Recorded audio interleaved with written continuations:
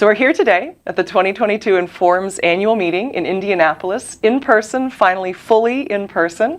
We're doing actually our first live podcast, Resoundingly Human podcast. I'm joined by two of my favorite members. We're going to be tackling a question today that I think a lot of our attendees are either getting ready to address or are in the middle of addressing, and that question is, what direction is my career going to go? Am I going to take an academic path? Am I going to take a practitioner path?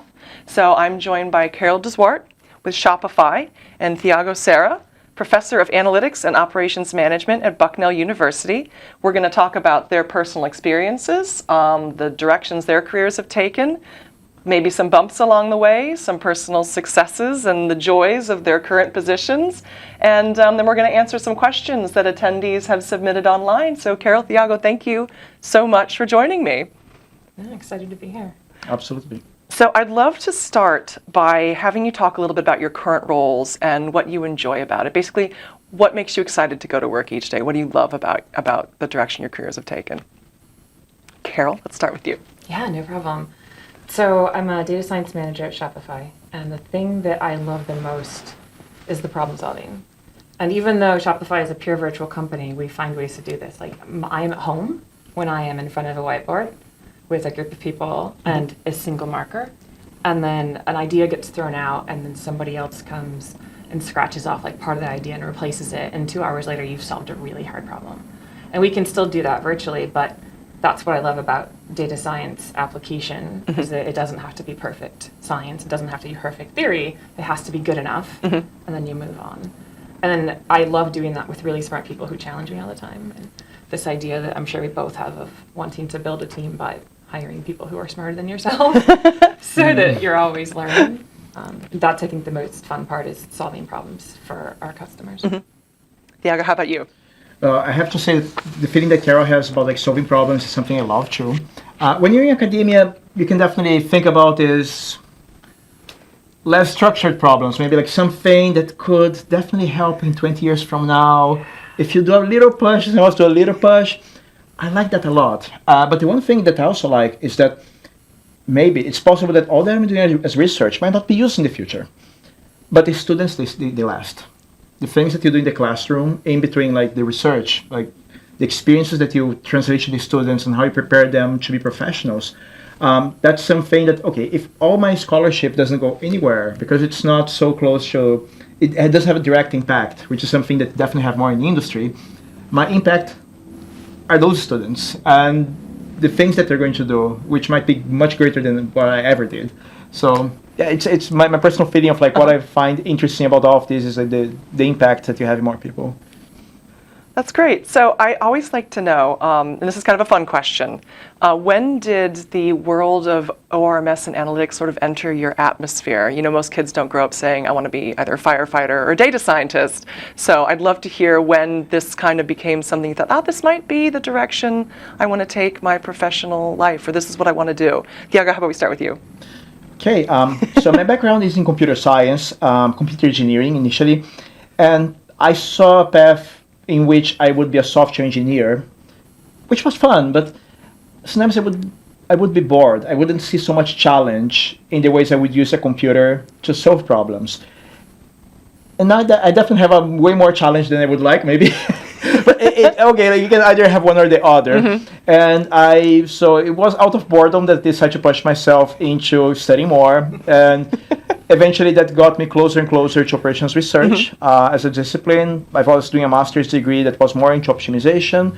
And then the PhD was absolutely into operations research itself. And it was interesting, right? It definitely sounds interesting. Carol, how about you? Yeah, I actually also didn't start in operations research. I started in mechanical engineering, and 2.5 years into college I was miserable. And I was ready to leave, and my advisor recommended looking at what else is in the engineering school because of all the studying I'd already done. And that's actually how I discovered OR. And at the time, since I've been doing this for a couple of years, OR and industrial engineering in most schools was combined. And what I loved about it is that it's applied. Far more so, especially on the IE side. And so I swapped majors in my junior year of college. And Okay. then from there, it was like, finally, instead of getting D's in classes, I was like getting A's and staying on the curve. I'm like, this is where I belong. This is the direction I'm supposed to be going. I love that. So I'd kind of love to hear from each of you. Was it, because you've taken different paths, one in academia, one in industry, was it really an obvious choice for you what direction you were going to go from the get-go, or was it something you discovered along the way? Thiago, why don't you go first? Well, we never know what opportunities are going to come across us. I did have some interesting opportunities in industry when I was in Brazil, for example, and for a while I was already being challenged, but I felt that maybe I could broaden my horizons further. And then the idea of pursuing a PhD seemed interesting for me. And having said that, if you spend some time in industry and you go back for a PhD, maybe you already are up to something. But I know like the academic job market is not like it's not a perfect mechanism. Sometimes a lot of very talented people don't get a good position, and a lot of schools don't find the people they want. I think it's great that we're in an area where there's so many jobs in industry that nobody has to be trying forever to get a position in academia. Yeah. But I definitely wanted one. So I hammered a little longer. But okay, if this doesn't work, fine, I'm going to do something else. But I just like this freedom, pursuing something that might just pay off many years later, and engaging with students, feeling a little younger myself. You know? Do your students keep you young? Sometimes they keep me old. Or they remind me I'm old, right? So Carol, what was that journey like for you? I would say that I wasn't certain until grad school. So I went into grad school anticipating getting a PhD so that I could have that option open to me, and I wasn't really sure what I wanted to do. But in the back of my head, I knew this thing that I'd learned when I switched majors, that I was good at applied. So during grad school, my experiences there, including with an internship that I had, and it was the same company for 5 years straight, and so I really got a lot of exposure as an intern. I learned that I learn by example. So when I learn in Greek, I don't fare well, and that was really not a thing that I wanted to have to teach, because I really didn't grasp it myself, and that my passion and my abilities both aligned with solving problems sort of by hook or by crook, and not like by the theory, because I wasn't as good at this as I was at saying like this we can apply here, and then learning how and applying. So it became very clear to me in grad school that I would belong in industry more so than as a professor. So going back to when you were both making that decision, what was some insight that you wish you knew then that you know now? Carol, why don't we go with you first? Oh. A nice easy question. When I was making the decision specifically? Yeah. I sort of wish I would have known what the career paths are for both. And when I was thinking about teaching, I didn't know until well into my industry career that many professors also do consulting on the side. And I was in the consulting industry working with professors. And I didn't realize that there was that sort of applied link. And similarly, in industry, there are many times where I know I have enough of an idea about a particular form of machine learning I want to use, or a particular type of optimization that I'm not good enough at. And I have colleagues in academia that I can reach out to and say, like, do you have students that we could work with, or can you consult with me on this? And there are links across that I didn't know existed that probably would have changed how I thought about it. Okay, that makes sense. Thiago, how about you? Well, I think one thing that only became clear to me much later was that even if you want to go to academia, there's lots of different tracks that you can pursue. You have schools that are more focused on research, where you might teach a little less, you're going to have more expectations on what you produce. Among those, in some places like business schools, the places where you publish matter a lot. In other places, your ability to raise money so that you can support your students, like industry engineering, is way more important. And at the same time, there are schools where you have a balance between scholarship and teaching, which is something I found out much later. And that's why I'm at Bucknell, because I enjoy both, and I like being evaluated on both merits at the same time. And of course, if there's less pressure in your scholarship, you can afford to work on a problem that may take a little longer to solve. But I had no idea about that. And also, you also have places where if you really just like teaching, there are places where the expectation is solely on teaching. And sometimes we just hear opinion of people. If you're in a research university, you hear a lot about jobs like the place you are studying right now. But there are so many other options. And also, there are in many ways you could be in industry and still doing research. And it's much more diverse than we imagined at first. And even among schools that are in a certain type, their expectations may change a lot. I mean, you can find a way to be yourself rather than trying to conform to what you think are the expectations of all the universities, and be successful that way. I think for a while I was really trying to, how can I look employable to as many universities as possible? And at some point I realized I just can't. I can't do this. I can do what I know, what I feel passionate about, and some people might like it. Turns out it worked, luckily. Yeah, it did. So I have a couple of questions that are going to focus on some aspects that are unique to each of your careers. So Thiago, you started out with your bachelor's and your master's in Brazil, and then got a second master's and your PhD here in the U.S., and obviously you're working here in the U.S. I know, especially at this meeting, we have a lot of international students that come, or early career. What can you share about that experience that you think might be helpful to people that are going down that same path? Well, I must say that Informs helped me somehow along this path. My first annual meeting was 2012. I was applying for grad school, and luckily a professor invited me to give a talk in his session. And I know it was like an application session, but I felt, wow, this is my one shot of showing that maybe I can prove a theorem in front of someone who could potentially invite me to the PhD. So, I know this is not the right place for that, and I'm going to prove a theorem here. I think it worked. But in other ways, I started looking on we wouldn't use social media as a word, I guess, 10 years ago. But I was on the look for, okay, like, where are the people doing operations research? I came across Michael Trick's blog, Paul Rubin, who is everywhere, like, contributing to things. And eventually that led me to find out about Informs and Twitter. And I remember Informs had this blog challenge. They would give a topic and you would write about. This was like 2010. I remember like I would write something, link to them, and they would post in their blog. And I wasn't even a member. But I mean, they were very loosely calling, oh, I remember Thiago did this. And I'm, okay, I feel very included here. And of course, like paying a membership in dollars is a little expensive. And I'm glad Informs now has like a lower fee for certain countries. I thought it was a big win. But then, like, some years down the road, I felt, okay, I'm definitely going to do a PhD. I'm going to this meeting, and I'm going to try to meet people there. And even, like, at that point, I also was volunteering to blog for Informs. And I think in one of the grad school applications, that popped up. I mean, they followed up on that. Oh, you already blog for Informs. Yeah, how that happened? I asked for it. You can only get things you ask for, right? I think in some ways, Informs was a way by which I got introduced to this. I came to this one place in the U.S. for the first time I ever set foot in the U.S. And suddenly I met a lot of professors, and like I saw a lot of different things going on, and that was encouraging. And in the first times, like, you don't really know many people, so it's a little lonely and you're, like, on the sides. But I mean, if you see someone who, I mean, if you see me around, like, just come, don't be a stranger. I love meeting new people, and I know it's hard when you come in the first time, but it's a very inclusive place.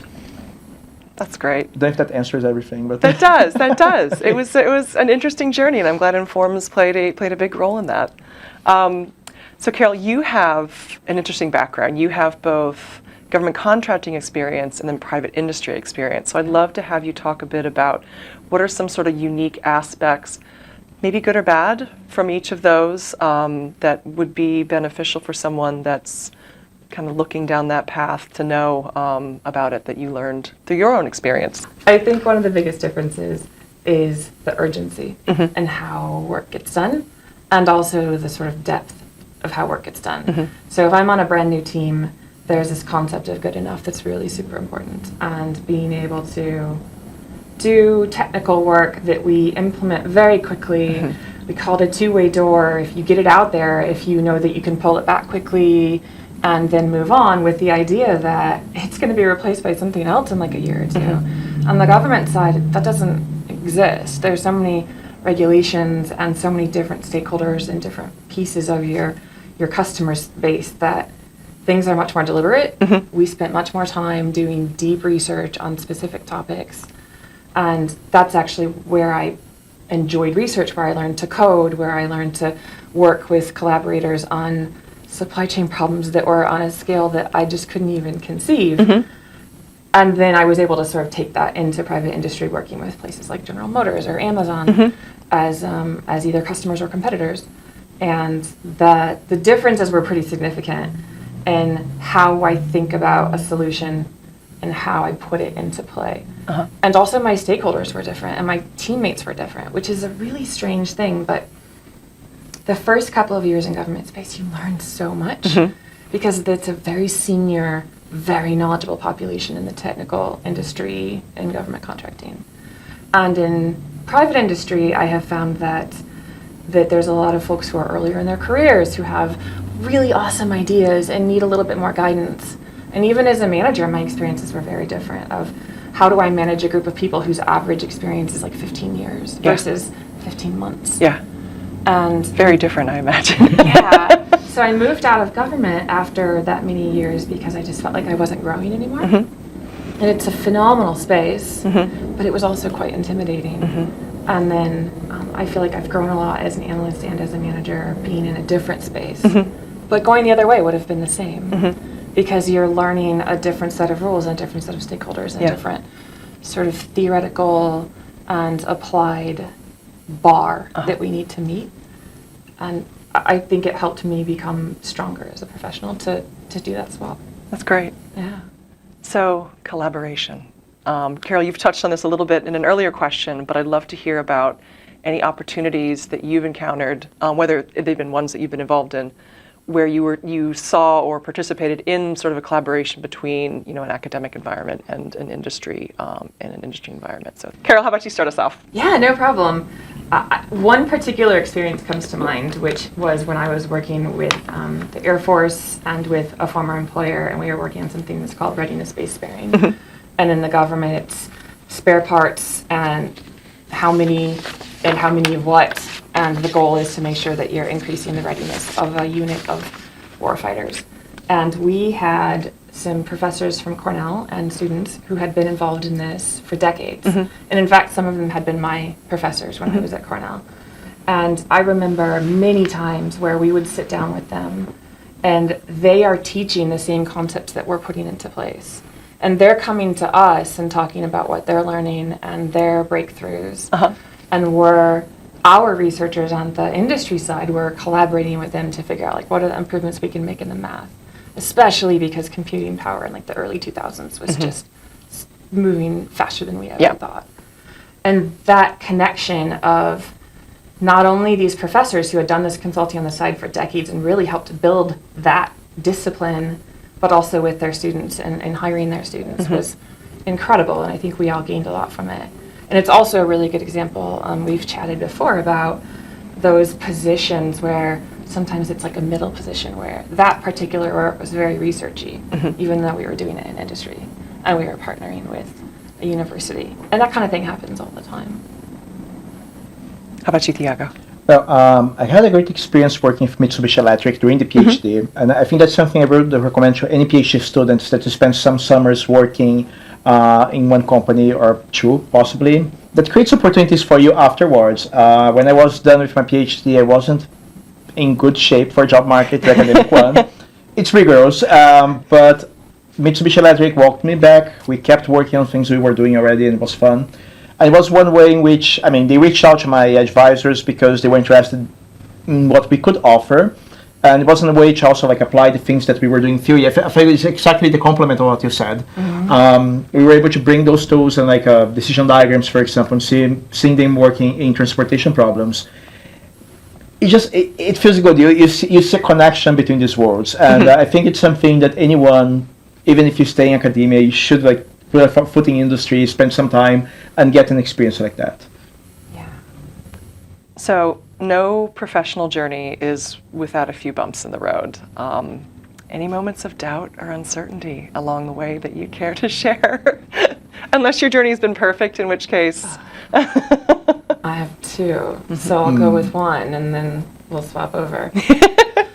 My first one is being your own salesperson. And I am a painful introvert.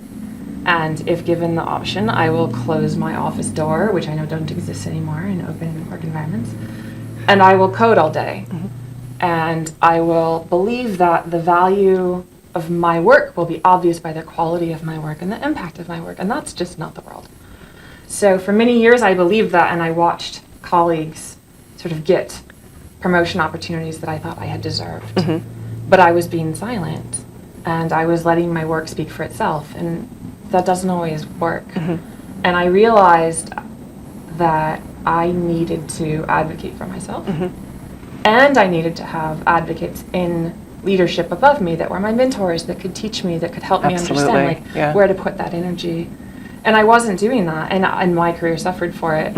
I didn't really realize that it is about what you know and who you know, and that both of those have to exist in balance, and they just didn't in my life. And I probably floundered for 5 or 6 years before I had a really good mentor who made some comments to me, and I'm like, oh yeah, I haven't been doing that, which is really hard as an introvert. Yeah.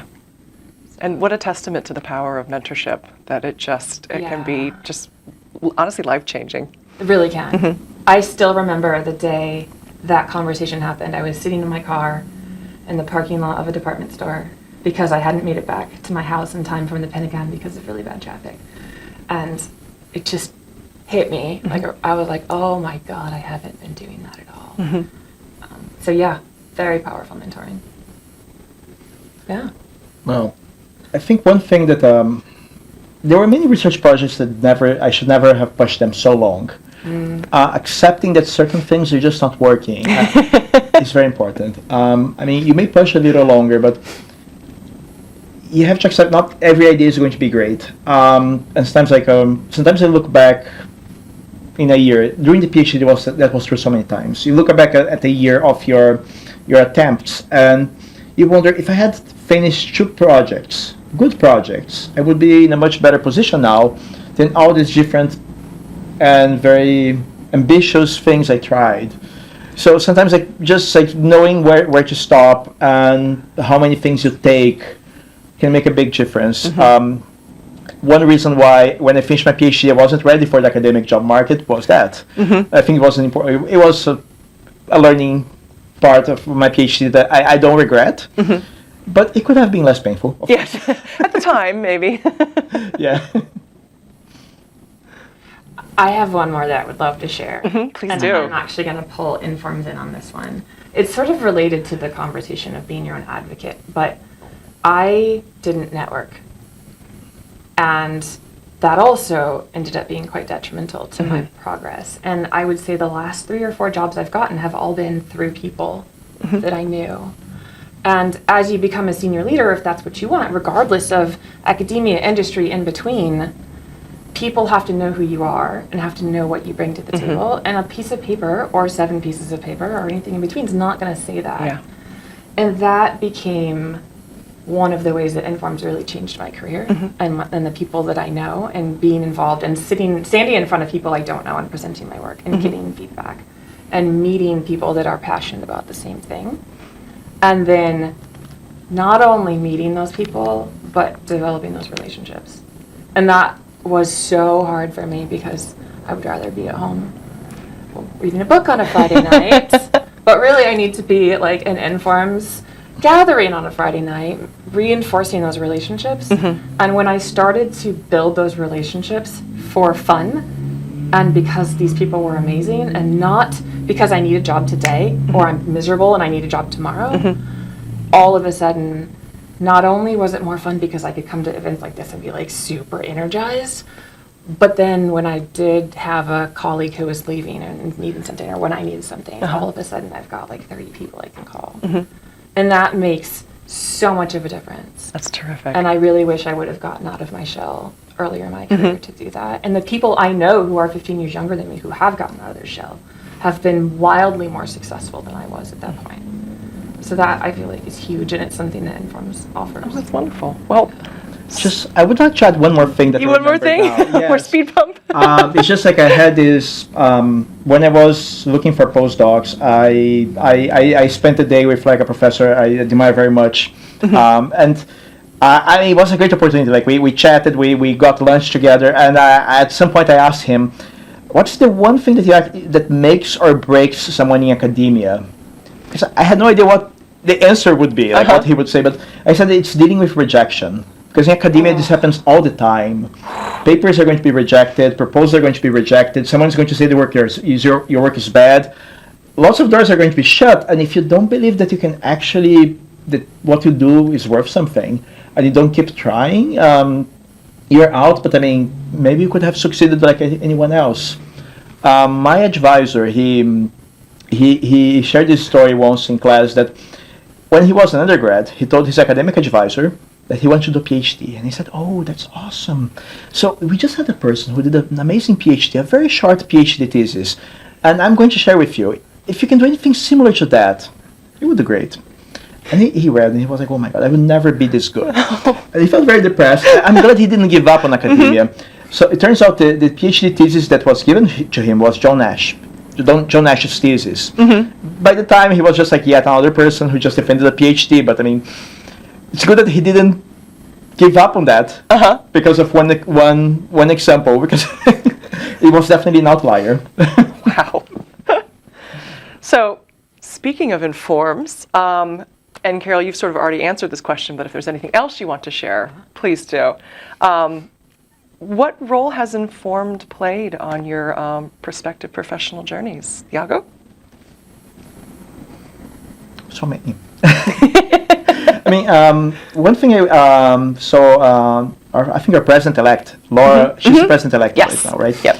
I mean, she has great advice on anything, but she has this thing about always show up, which goes back to what Carol said before, right? About you have to be in places, people have to see you, otherwise things don't happen. And at Informs, you do have a structure that allows you to come back over and over again and have entirely different experiences in the meetings. You have the doctoral colloquium, for example, which I heard about it and I was like, wow, I want to do it next year. And I came back for that. And then, wow, the colloquium itself was amazing. And you have these events where you get to know people from the other colloquium. I want to do a colloquium next year, doesn't matter what. Doctor students, you can do twice. New faculty, I'm not faculty. Then there was a teaching colloquium, and it's a small one, but it's super awesome. Like you learn some very interesting techniques to teach interesting lectures. And like I went to that one, I had a great time there, engaged with people in the other colloquium, and you can come back to that one as many times as you want. So I went there 4 times in total. But when I came my second year, the person organizing for the second year in a row told me, hey, it looks like you like teaching. I said, yes, I do. So next year we have a position at Bucknell, and I think you should apply. Oh, wow, that's terrific. It was, okay, that kind of impact, right? Yeah. That's where I am today. That's great. And I mean, there are many other ways. You meet people here that you end up collaborating and doing things together. So it's really, these days that we spend here, they're very intense. Sometimes we barely walk into a technical session because we're busy meeting people. Yeah. And that has a difference, right? Yeah, it does. Not to say you shouldn't go to the technical sessions. But Do both. yeah. Absolutely do both. Yeah, I mean, that's an amazing point because 2 things happened for me in Anaheim, which was our first in-person. It was like, virtual after pandemic, or combined virtual and in-person. One was that I ran into an old friend who's a ridiculously good optimization expert and has had some amazing opportunities. And he and I accidentally sat down for 2 hours and had a conversation about belonging and authenticity within the data and technical world in the industries that he and I are familiar with. And it was phenomenal. And it was like just one of those amazing opportunities. And we might have skipped a couple of sessions because we accidentally spent 2 hours talking when we meant to spend 20 minutes. And it was worth every minute. And at the same time, something else happened in Anaheim, which was I came down the stairs, or came down out of the elevator, and in the lobby on the first day, within 30 seconds, ran into several people that I know. And I was like, oh my God! And these people get hugs from me, even though I'm not a hugger. And of course, all the gentlemen are like in their suits, and I don't care, I'm hugging you. And it was like, oh my God, these are my people. And especially in a situation where one might be struggling to belong at work or really having self-doubt with what we're doing, that like, these are my people. And they're not judging whether or not I did a good job on that paper last week or whether or not I made an analysis mistake last week. Yeah. They're really wanting to collaborate and wanting to know about me and my journey and work together to make informs better. And that energy and only possible through knowing people and becoming more involved and meeting more people. It's made such a difference for me. Like, I went home from Anaheim and I told my husband, I am not going to skip these meetings anymore. I'm just done skipping these conferences, because I'd always be like worried about, oh, my company's not going to pay for it. And that's definitely a thing, especially for students. Yeah. And I'm fortunate to be at a point in my career where I can do that. And I was like, this makes my life better to be with my people. Yeah. And by my people, I think we're all just math nerds, and it's so amazing. And so it's like such an inclusive community, because we've all probably felt like, not belonging at some point. So it's huge to have that community and then be able to take that energy back and bring others into the community. Absolutely. So I think we still have some time. We have a few, as I mentioned earlier, a few questions submitted by attendees. There's a couple here from someone who is switching from academia to industry. They've been a professor for almost 20 years, and they want to know, how do I even write a resume? Yeah, that's a good question. That's an awesome question. And I can't even imagine being in that situation, but I have can say I've read a lot of resumes from professors who are trying to switch industries. So from my perspective as a hiring manager in sort of OR and DS, what we're looking for is not one's technical background. Now, sometimes we do, because it's like, oh, you clearly have the chops, and we want to know, like, is your research in the space that I'm looking for? But usually I'm looking for a balance. And we're trying to say, and that's what I want to see on the resume. Not only are you crack at your technical work, and here's all your publications, but can you communicate to me on a piece of paper that you can lead? And that you can teach, and that you know how to collaborate with stakeholders. And even in interviews, we're asking questions like, tell me about a time when you had some stakeholders who were a bit of a problem, and how did you handle it? And you could probably rattle off 10 stakeholders, but sometimes we have professors who are like, oh, well, I don't really have stakeholders. I'm like, oh, yeah, you do. You just don't call them stakeholders. And that's what we're looking for in a resume, is how can you take this phenomenal technical skill set and teaching ability and fit it into a place where your teaching is mentoring and working with juniors, very similar but not in the classroom, and you're dealing with problems. And writing the resume is really more about making sure that I think that you fit the needs for my job. So read the job description, understand. Publications matter, but not as much as you think. There are some positions, and I think Thiago might be more familiar with them, that are sort of hybrid, where research really is the thing. I know Amazon sometimes hires for some. We have sometimes hired for some of my companies, where we do want a PhD who with ridiculously deep skills. And then your publications make more of a difference, and the technical skills. That's actually one of the questions. Do I really need to leave out all of my publications, and do I need to keep it to 2 pages? It depends on the position. Because do you want to speak to industry positions that are still? I defer to you. Okay, all right. Well, I will give Thiago credit. He and I were chatting up earlier. The National Labs is a great example. That is government, it is industry, and it is still research. And a lot of those positions really combine the needs for both. And there are companies that need deep technical experts to solve very specific problems. I have been involved in some work where we're trying to do batching for transportation, and they're really hard optimization problems because they're really big and you have to do them really well. And then we are looking for people who have that skill set. But those research positions exist, and when you read a job description, you'll know. Not only are they asking for like a PhD and 10 years of experience, but you can tell by the types of work that the company does. And I would recommend that this person does exactly what you and I do, which is, I want that job. What does it look like they need for that job? Do I know anybody who might be able to get me to the hiring manager or to the recruiter? And that's where these informs connections come in. Absolutely. Who do I know that I might be able to say, hey, Thiago, I saw that you know this Ashley person, and I think that she's involved. She might be involved in this position in Informs that I'm really interested in. Would you mind giving an introduction? And I've received and given those types of introductions. That's terrific. That's great advice. Yeah, tremendous. Okay, so we have a couple more questions. How do you identify and build relationships with stakeholders, Thiago? I call them collaborators. Stakeholders or collaborators? Well, there we go. You can or call students. them many names, right? I do think a lot about collaboration. Conferences like this one, sometimes some smaller ones, are great places to like exchange some ideas. You present something, a person that bounces back, someone reacts to what you just presented, follow up with you after a session. I try to keep in touch with people I meet in these conferences that something sparks. You can feel, even if right now we're not going to write a paper together, it's about paper, right? Yeah. If we may not write the paper now, but I want to keep telling you what I'm doing, and I want to keep hearing what you're doing. And I think a big chunk of what I do as research today was because of a colleague of my host when I was doing internship. We would go to for lunch together, and I would talk a lot with this guy who was in a very different department at the research lab.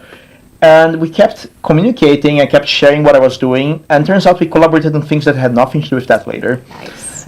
And it just opened so many doors. It's hard to say how you're going to find those collaborations. Who is going to be your buddies? Where you find these buddies, right?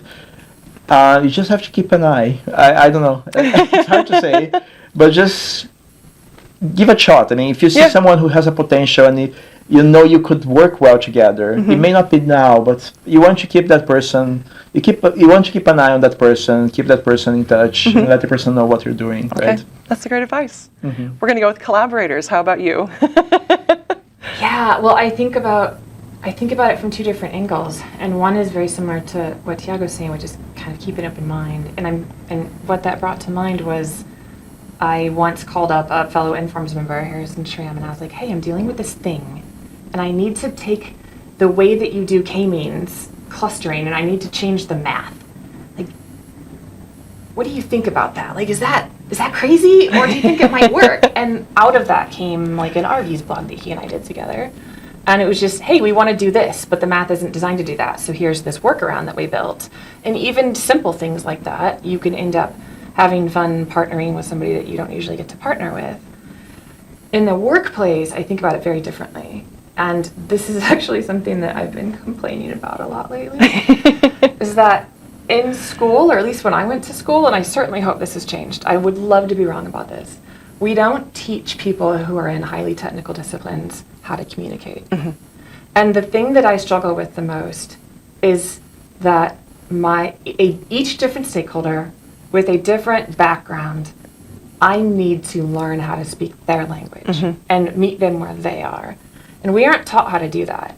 So I might have a data scientist who's out of school for a couple of years and has proven themselves as being technically amazing and does really good analysis.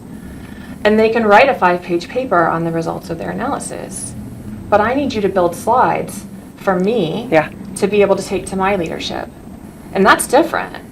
Or I might need you to build a slide that's gonna go in a quarterly report that's gonna go to the C-suite. And those are different types of communication, and they're different levels, right?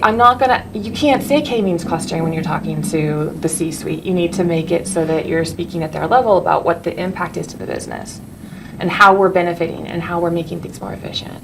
And my boss might care about something in between. And I feel like from a stakeholder perspective, that's where we usually get it wrong in our discipline, is we assume that we can use our words. And if I say the word optimization, that doesn't mean the same thing to everyone. And I have to be really careful about that. And I have to make sure that I'm talking to a product manager, that we're talking on the levels of the things that that person is responsible for and the value I can bring to them and my team can bring to them. And that's not something I was taught.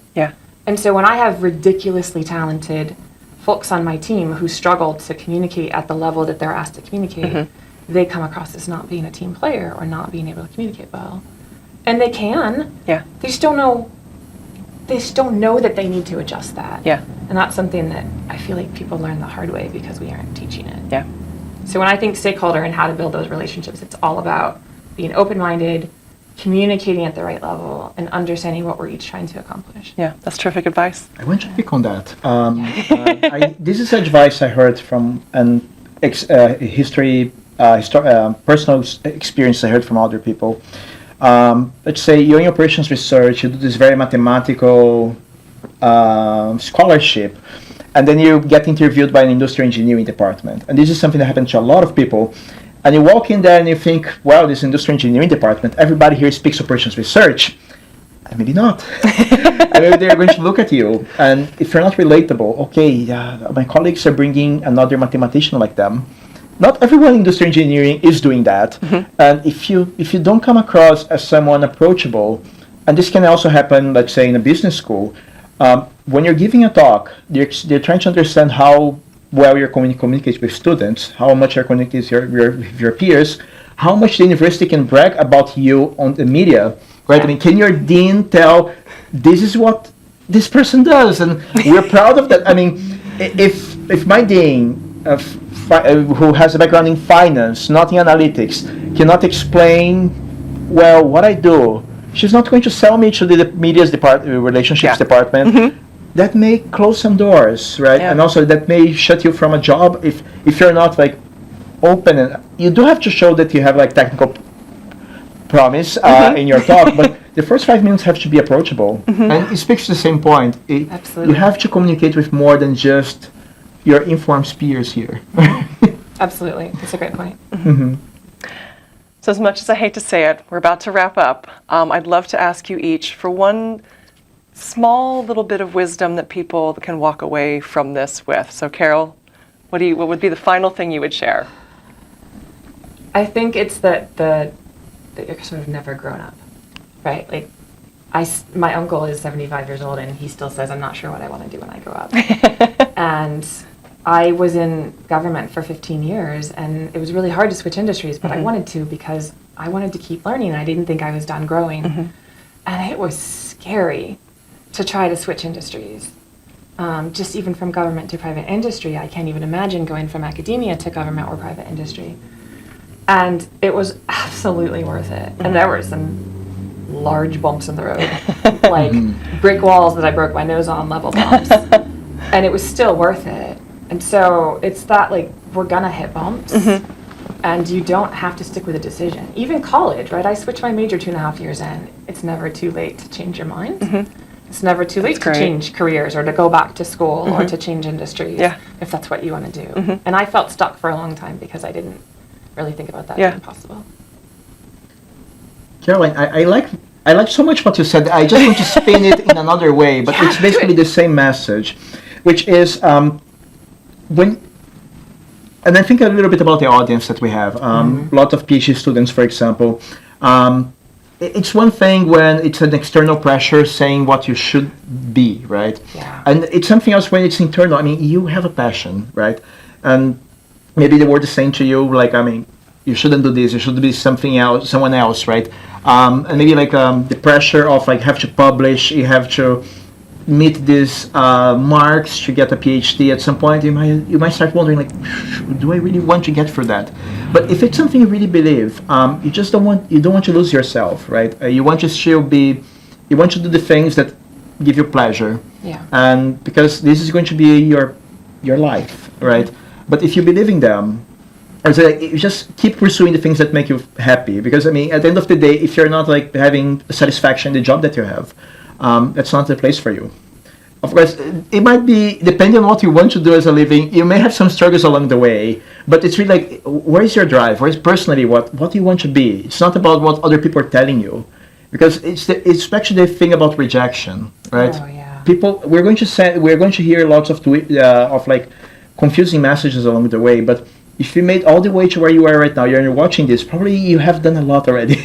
I know this is not going to be broadcast on like to the entire country. Like, it's a very specific I forgot to demography. tell you that's what we're going to do. I'm just kidding. Oh, we are like nationwide. Okay, but there's a specific demography here. Yeah. A lot of people who are very, very smart. Maybe they're like crushing experiences, like pulling you in a different direction. But like believe in yourself. I mean, let your inner, like what you believe you're good at guide you, not like what people outside say to you that you should be doing. Yeah. And I'll tag on to that when I've doubted myself, which is frequently because I have a lot of self-doubt, you know, my spouse will say, like, you're amazing and it's okay and you'll find something else. And I'm like, well, you don't know what I do. So I love you and I know that, but I feel like you have to say that because you're my spouse. But it's my informs friends. Yeah. Who I'm like, who when they say, no, you're good, you'll be fine. Yeah. I'm like, they know what I do. And they're in my world. And so that means so much from them when I'm having that self-doubt. I'm trying to decide, do I want to change careers, jobs, fill in the blank? Then it's the people here because we share the same background. So we can talk about where we're struggling and what we want to do. Yeah, huge. I'm so glad you brought that up. Well, that's amazing. Thank you both so much. I really can't thank you enough. This has been super informative. Thank you for sharing your personal stories, and I honestly can't wait to share this with our listeners. So I hope you enjoy the rest of the meeting, and yeah, thanks. Thanks, Ashley. Thank you.